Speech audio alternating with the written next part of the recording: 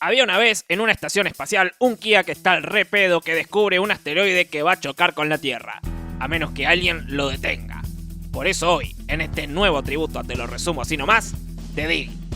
The Dig es una aventura gráfica de esas que apuntás con el mouse, haces caminar al personaje, le metes comando de acciones, resolves enigmas y todo eso. Pero a diferencia de sus predecesoras, es un juego serio, con poco o nada de cosas locas y divertidas. Más bien una onda de ciencia ficción de corte serio.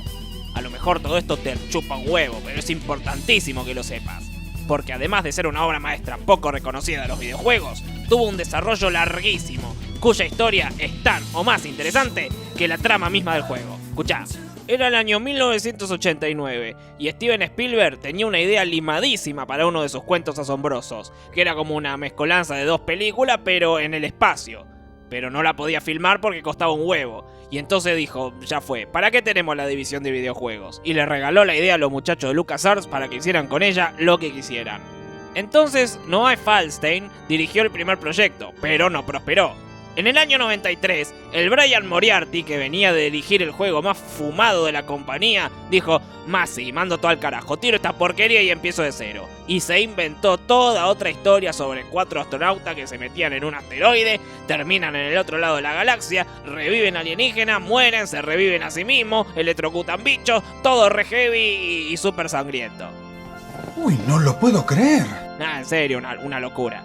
Pero la cosa no terminaba de funcionar, el proyecto se retrasaba, los programadores estaban al palo, no hacían a tiempo con la fecha de entrega. Entonces Brian dijo, mira, me repudrí, me tomo el palo. Y se tomó el palo. Esta versión no es la que te voy a resumir porque no llegó a ser lanzada al mercado. Pero tranca palanca, porque llegó John Clark y salvó las papas. Rescató todo lo que pudo de lo que hizo el Brian, pero mandó al carajo todo lo más complicado. Cambió un par de cosas acá, simplificó otro par de cosas allá, quitó al japonés y le cambió el nombre a la rubia y la hizo morocha, logrando de alguna forma que finalmente The Dig saliera al mercado. Un asteroide nombrado Attila, porque se les dio la gana relacionarlo con el guerrero de los Hunos, está por chocar con la Tierra, lo cual no se sabe por qué va a chocar con la Tierra si está ahí todo quietito ahí esperando que lo visiten. Pero esa es una pregunta que jamás obtendrá respuesta, ¿está claro? Ok, polilla. Así que la NASA manda un cast de astronautas especialmente entrenados para la misión, que son Boston Lowe, como el comandante, Maggie Robbins, como la periodista, Lucier Brink, como el arqueólogo, y Ken Borden y Cora Miles, como los que no vuelven a aparecer. En serio, no vuelven a aparecer después de esto. Todo marchaba relativamente bien hasta que empieza a marchar relativamente mal. La misión es un éxito, al asteroide lo neutralizan con 2 bombitas, todo muy lindo, pero, las cosas empiezan a ponerse oscuras cuando Boston revela que desde un principio tenía secretamente comisionado detectar cualquier cosa que tuviera que ver con los aliens. Pará, loco, ¿qué te fumaste? ¿Qué va a tener que ver un astronauta con los aliens? Pero resulta que el asteroide no era un asteroide, era una nave alienígena que se activa con unas plaquitas con forma de triángulos isósceles que extrajeron de las paredes y lo lleva a un planeta alienígena más abandonado que Little Park y la nave se desvanece para nunca más volver. A todo esto, olvídate de Ken Borden y Cora Miles porque no lo vuelven ni a mencionar, ¿está claro? Ok, polilla.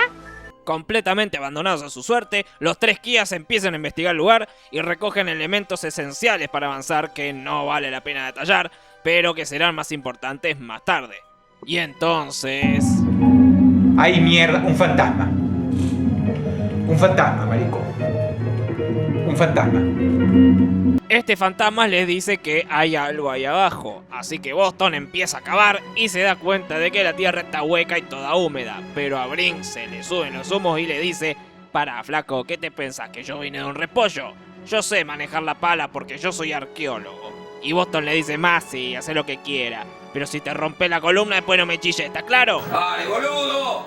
¡Dale, hacete el canchero, la concha de tu hermana, forro, hijo de mil puta! Y lógico, pasa lo que tiene que pasar.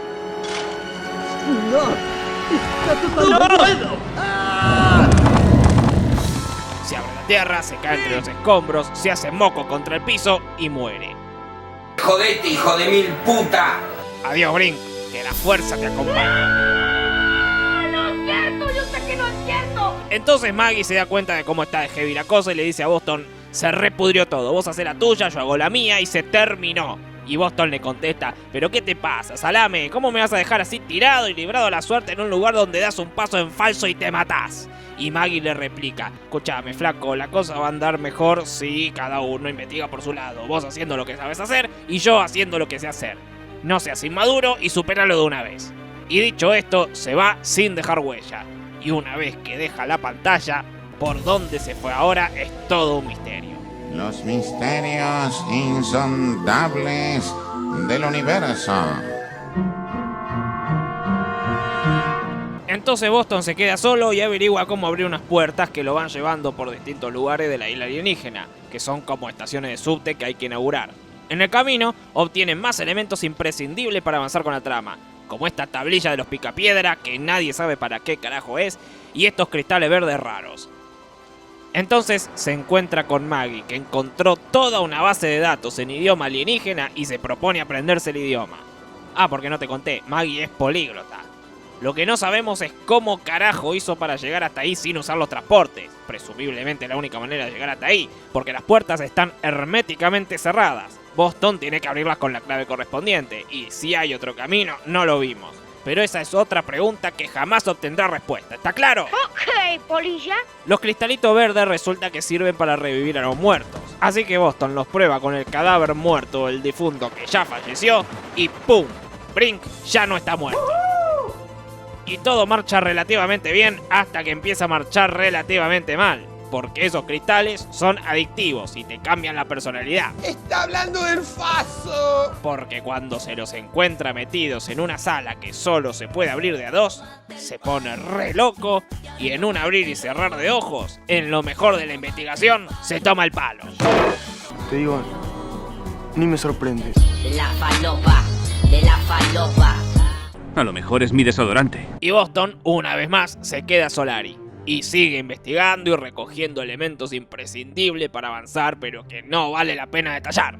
Y mucho viaje después, se encuentra una tumba de un alienígena que, ojo al piojo, si provocas un eclipse solar muy específico y mirás una pantalla muy específica en el museo, te lleva a una sala subterránea, que te lleva a una puerta vigilada por un bicho feo, que te lleva a otra sala al aire libre donde está una pirámide que se abre con la primer llave que te dio el primer fantasma, donde están los huesos de un alienígena.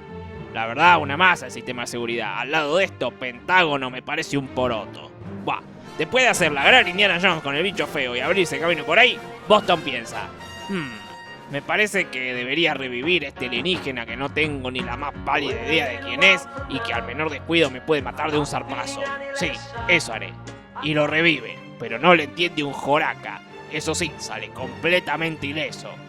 Pero Maggie está estudiándose su idioma, así que le cuenta todo y le dice, che Maggie, venite conmigo que te llevo acá a ver si me hace de intérprete acá con el alienígena este. Pero, un bicho arácnido gigante y muy atorrante secuestra a Maggie y hay que rescatarla. Así que Boston lo va a buscar a Brink y lo encuentra, que está fabricando una máquina expendedora de cristalito verde. ¡Está hablando del faso! Después de chantajearlo para que deje todo lo que está haciendo y lo ayude, porque el tipo está ahí fabricando la maquinita como si fuera un asunto de vida o muerte, salvan a Maggie. Brink se toma el palo otra vez y Boston y Maggie se van a la tumba a hablar con el alienígena, obteniendo información importantísima e imprescindible para la trama. Douglas Park. Él dice, abre la boca, que es su manera de decir, habla. Si abres la boca pueden pasar muchas cosas. Resulta que este alienígena muerto y guardado bajo 1000 llaves había sido el inventor del pueblo. Había creado los transportes, los puentes de luz, la pantallita del museo. Y entonces la gente le empezó a pedir cristalitos para revivir a la gente, que terminaron siendo una máquina de criar mano de obra barata para fabricar más de esos, que es lo que le terminó pasando a Brink.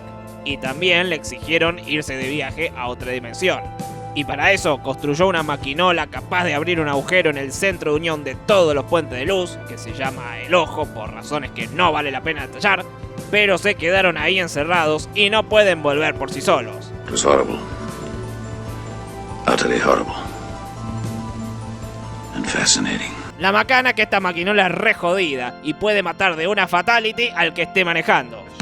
La otra macana es que necesitan mano de obra para construir otra nave para llevarlos a la Tierra, porque las naves que ellos hacen son desechables por motivos que jamás tendrán respuesta, y por eso no les queda otra que hacer el sacrificio y traerlos sí o sí. La otra macana es que para llegar a esa maquinola hacen falta 4 placas triangulares como las que habían en el asteroide. Y la macana final es que hace falta una pieza verde para que arranque. Pero ellos no saben todavía eso. Ellos se piensan que las 4 placas van a funcionar igual que con la nave del asteroide y lo van a llevar a la Tierra con un portal mágico. Así que llaman a Brink a ver si quiere volver con ellos, pero Brink está súper ocupado con la maquinola y no le da la gana. En un momento dado, el tipo se va de puro pedo de donde estaba a recoger un cristal de vida de una grieta, pero la grieta se cierra y le aplasta la mano. Pero tranca palanca, que ahí llega Boston Lowe y Maggie al rescate. ¡Saca la mano de ahí, carajo! Buah, la situación no es la más favorable, porque Brink no puede sacar la mano de ahí, pero si se queda ahí se muere de hambre o de gangrena, lo que ocurra primero. Entonces no le queda otra a Boston que cortarle la mano con una quijada, protagonizando la escena más dramática y por lo tanto peor actuada del juego. ¿Vas a cerrar su mano con el hueso de una mandíbula? Los dientes son como cuchillas. That's crazy. Crazy. ¿Y qué me dices de la anestesia? Hazlo, comandante. No, esto ya es demasiado. Prepárate, Brink.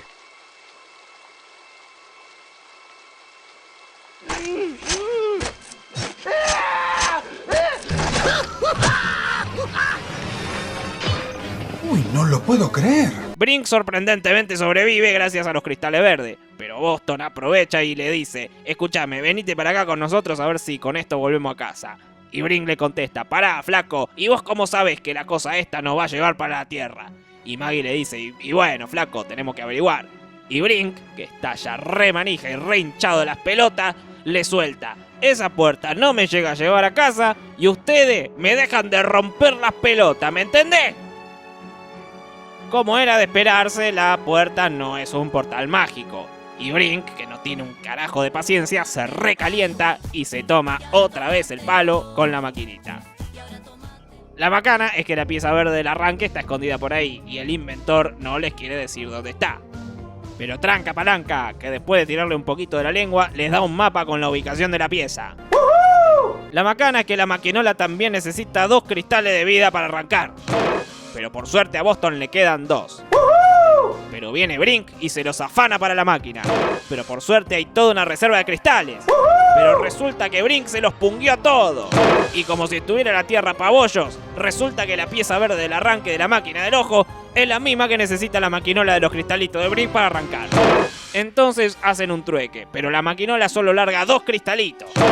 Entonces Boston le dice: pará, flaco, escúchame, no seas impaciente, terminamos con la maquinola allá, nos vamos a casa y te la devolvemos. Y después que termines acá, la pones de nuevo en la maquinola y te venís a la Tierra.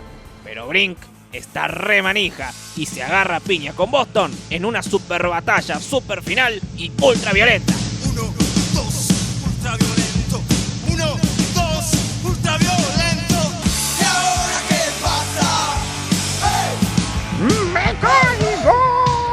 ¡Coño, marico, me cago en la puta! Bueno, más o menos. Y Brink, ahora sí, muere. Adiós, Brink. Que la fuerza te acompañe. Ni me sorprende. El Boston y la Maggie se van corriendo para la máquina, que Maggie ya sabe cómo funciona. Y Boston le dice: para, ¿vos te vas a sacrificar de esta manera? Y Maggie le dice: escúchame, puede pasar algo como puede no pasar nada. Y Boston le contesta: no me tomes el pelo, si te vas a morir y ya lo sabías me voy a enojar. Y Maggie le contesta: ¿confías en mí? Y a Boston no le queda otra que confiar. Pero Maggie le dice: para, no, una cosa, si me llego a morir, no se te pase por la cabeza revivirme. Porque si me llego a convertir en una fumona esclava de los cristalitos, va a ser un desastre. Y se pone manos a la obra. Todo marcha relativamente bien hasta que empieza a marchar relativamente mal. Porque en un momento dado la puertita que encierra el aire concentrado, lo que carajo sea eso, no se abre y hay que abrirla manualmente. Y entonces el chorro de aire la manda volando como 10 metros, Maggie se hace pelota contra el piso y muere. ¡La puta madre! ¡Esto mata, chabón! Y Boston se pone re triste, imagínate. Primero se le muere Brink y ahora se le muere la periodista. ¡Ay, caramba! Pero no hay tiempo para despedida, porque Boston tiene que atravesar la puerta del ojo y rescatar a los aliens. Pero, hay un perrosaurio gigante que no lo deja pasar. ¿Podrá Boston deshacerse de este bicho y atravesar la puerta? Ah, qué tanto suspenso, mirá cómo lo hago, re fácil, mirá, ya está. ¡Bien hecho! Después de meterse en la dimensión de las picas y tréboles y sacar a los aliens del limbo en el que estaban metidos, un alienígena, en agradecimiento, les revela que Maggie y Brink... Así es, Maggie y Brink están vivos de nuevo. Y Brink medio papoteado por el efecto de la droga, pero vivo al fin. Pero ¿cómo carajo hizo el alien para traerlos a la vida de vuelta sin el efecto de ningún faso místico? Es otra pregunta que jamás obtendrá respuesta, ¿está claro? Ok, polilla. Y todos terminan felices, los aliens recuperan su hogar y los astronautas se vuelven a la Tierra. ¡Fin!